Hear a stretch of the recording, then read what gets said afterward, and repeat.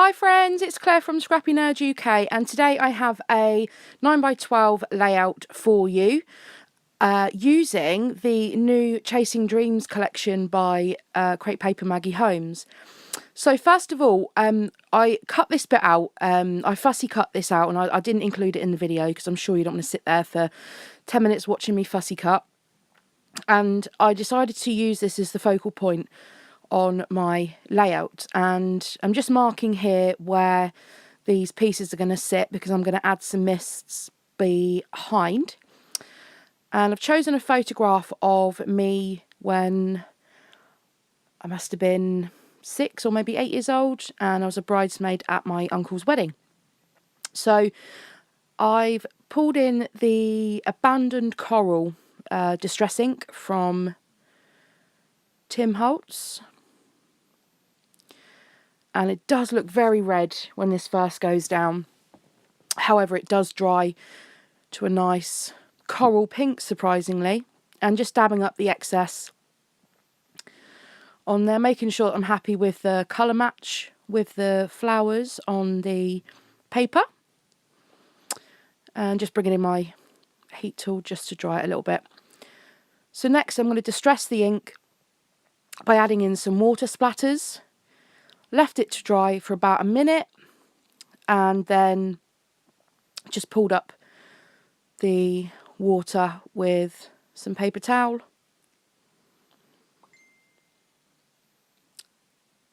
And I absolutely love the effect.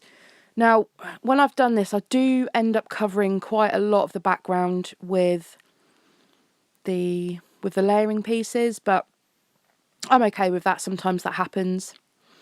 So next I've pulled out some papers. I bought the 12x12 Maggie Holmes paper pad, and that was shown in a recent haul video, which I'll leave the link down below if you've not seen that yet.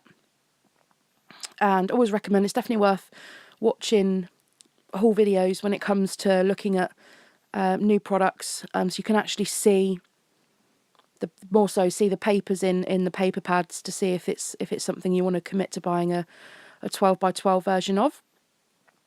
And in the paper pad there's a sheet of cutter parts, and it comes with tags as well. And I decided to use this green tag that says hello XOXO, and I'm just going to punch the hole out as well because I'm actually going to thread it with some twine, but I do end up with some ribbon, which we'll see later on. And then next I'm going to start layering my photo on some of the papers, and I wasn't too sure how I was going to use this paper. It's very interesting. It's got little girls catching butterflies, and there's rabbits and there's peacocks. And so I just decided to use it as my first mat for the photo. And then I decided to pull in some other pinks and a tiny bit of blue as well, which you'll see in just a second. Deciding which ones I want to use. So I'm going to go with this blue floral. But it's not too blue. So, because the colours on this layout are mainly green and pink, but I did want to break it up. And also the paper with the little girls on there, there's also a hint of blue on that as well. So I thought it'd work perfectly. And then I'm just cutting this down as the next layer underneath my photo. And I finish this off with one of my favourite tricks, and that is to have a distressed torn edge at the bottom. And I've got another video coming up, another layout that uses that torn edge as a feature on the whole page. So yeah, just pulling in this pink paper and just cutting it down. I was feeling brave by not using my trimmer. And again, I match it with the torn edge at the bottom. And then it still needs something, so I had the little torn offcut that I added to the top left. Otherwise, that bit of scrap probably would have gone in the bin, but it worked perfectly on here. And then I used some of that offcut of paper with the little girl on, and I use it to layer at the bottom, again matching the torn edge. Apologies, that was off camera then. Using my trusty ATG. I absolutely love that thing. I don't know how I got by in life in scrapbooking without my ATG, so next I'm going to start pulling the pieces back in and figuring out, should I say, where they are all going to sit. So I want to frame the photograph with the flowers.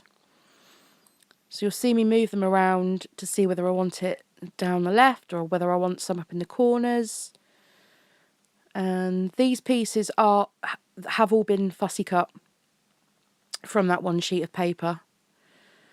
And if you want to see the full sheet, again, on the haul video, it will show you.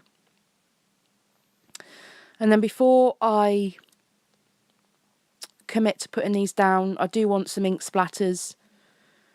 And so I'll go ahead, and now the background's dry, go ahead and add some splatters in. And bump my photograph up on with some double-sided foam, making sure I'm happy with the placement before I commit.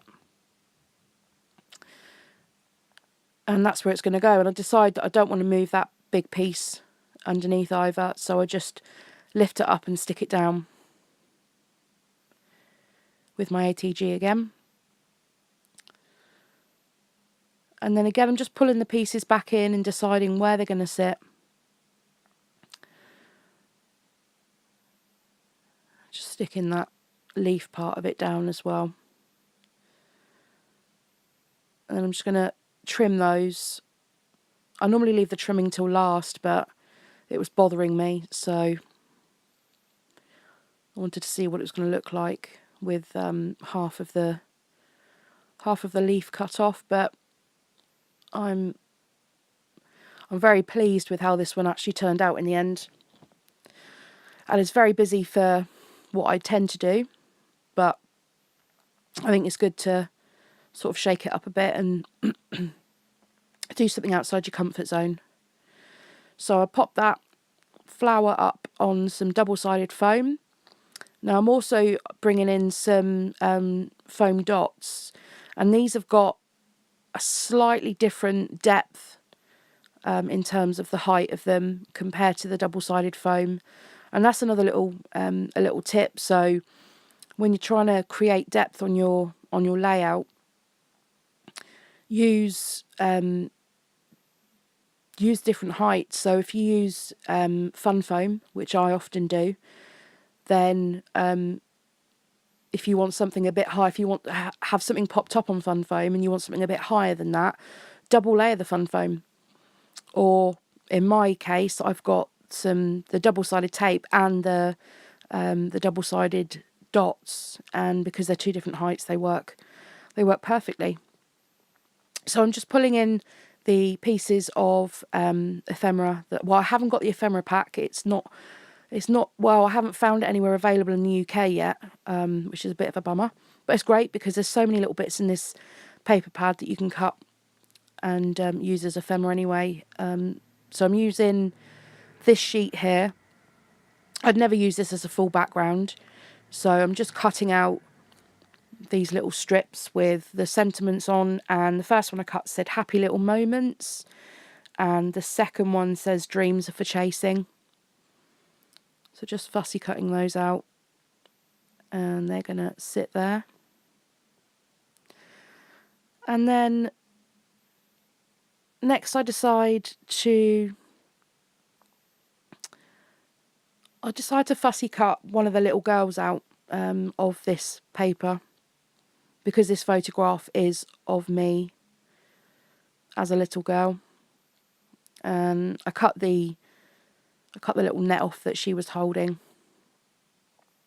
and it works really well in context to the photograph that I'm scrapping. So I'm just going through the stickers and the puffy stickers and the thickers. I've also got the 12 by 12 chipboard sheet as well, which I didn't pull in on this occasion. And then I'm just trialing some of these thickers on my page.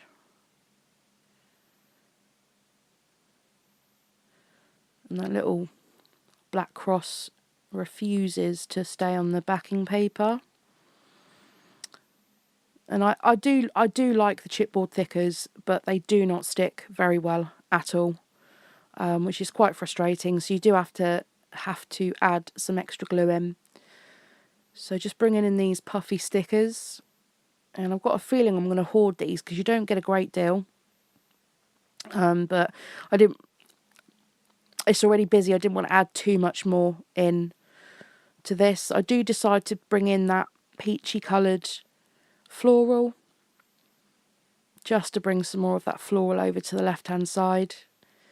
The right hand side's quite heavy and balanced already, so I'm just matching it to the left to make sure I've got sort of equal embellishments on both sides.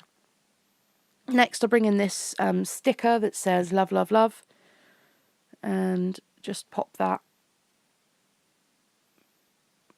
to the right, just a pop of black on the layout.